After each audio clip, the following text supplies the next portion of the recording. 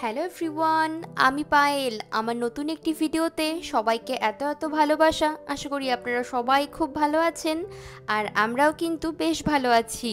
আজকে জুন মাসের 23 তারিখ, রবিবার। সকাল এখন 10:30 মতো বাজে। আজকের আবহাওয়া মোটামুটি বেশ ভালো। সকালের দিকটায় আকাশে অল্প মেঘ ছিল, তেমন একটা গরম নেই। তবে ওয়েদার বলছে কালকে নাকি প্রচন্ড গরম পড়বে।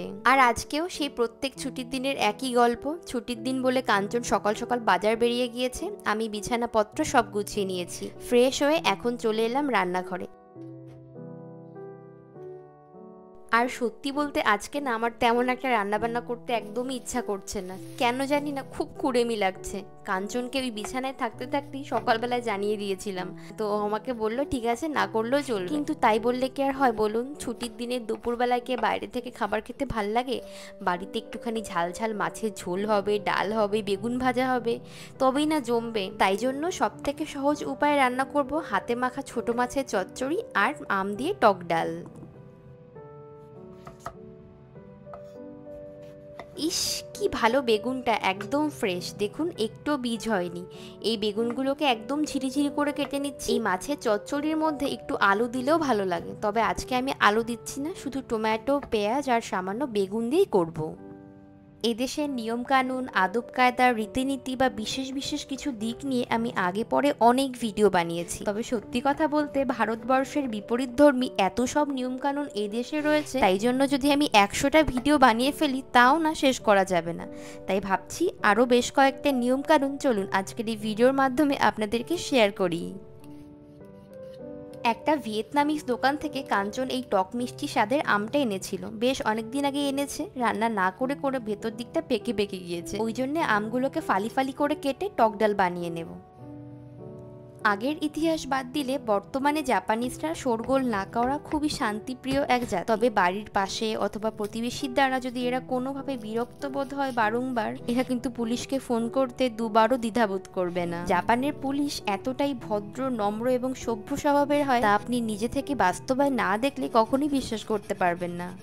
রাস্তাঘাটে, ট্রেনে, বাসে অথবা পুলিশ স্টেশনে যদি কখনো তারা আপনার সাথে কথা বলার প্রয়োজন বোধ করে, আপনি তখন দিব্যি বুঝতে পারবেন তারা কথা বলার সময় কতটা সতর্ক থাকে একটা ভাষা প্রয়োগের ক্ষেত্রে।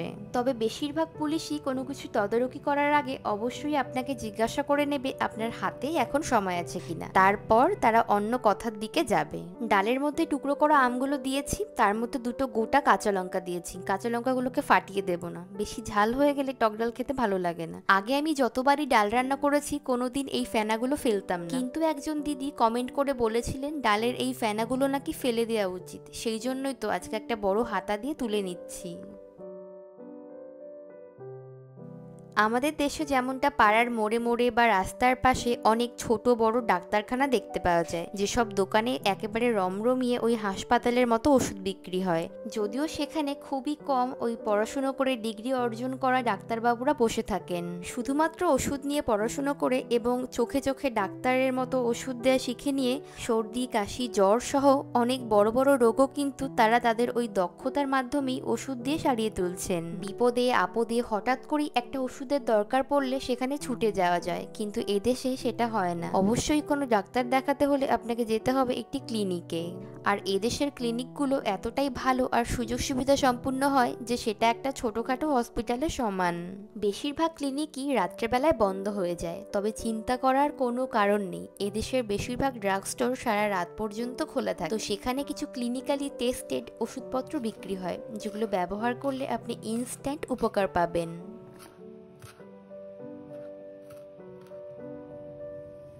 ওদিকে ভাত, ডাল, মাছের চচ্চড়ি সব রেডি। এখন একটু বেগুনি করব। বেসন নিয়েছি, তার মধ্যে হলুদ, নুন আর সামান্য লঙ্কা গুঁড়ো দিয়ে জল দিয়ে ভালো করে ফেটিয়ে নিচ্ছি। এর মধ্যে একটুখানি কালো জিরে আর অল্প পোস্তদানাও দেব। তবে এখন এগুলো ভাজবো না, স্নানের পরে গরম গরম ভেজে নিয়ে একেবারে লাঞ্চে বসবো। আর এটা হয়তো আমি আপনাদেরকে আগেও বলেছি, এদেশের রেল স্টেশনের খুব কাছে বড় কোনো রাস্তার মোড়ে অথবা শপিং মলের ভিতরে ওই তো টয়লেটের পাশে একটা করে স্মোকিং জোন থাকে, যেখানে গিয়ে ধূমপান করা যায়, কারণ এদেশে পাবলিক প্লেসে স্মোকিং করা এক ধরনের অফেন্স। আবার জানেন তো, জাপানিজদের মধ্যে একটা খুব ভালো অভ্যেস আছে, সেটা হলো যদি আপনি কোনো জাপানিজকে ফোন করেন তখন আপনি দিব্যি বুঝতে পারবেন ফোনের ওপারে যে মানুষটি রয়েছে তার কথা বলার ধরন খুবই নম্র এবং পোলাইট। কথার গতিবেগ যতটা সম্ভব পারা যায় কম রেখে সে আপনার সাথে কথা বলার চেষ্টা করছে। আসলে এটা তারা করে এই কারণেই যাতে খুব অল্প সময়ের মধ্যেই তার কথা আপনি বুঝতে পারবেন এবং সঠিকভাবে আপনাকে তারা সাহায্য করতে পারে।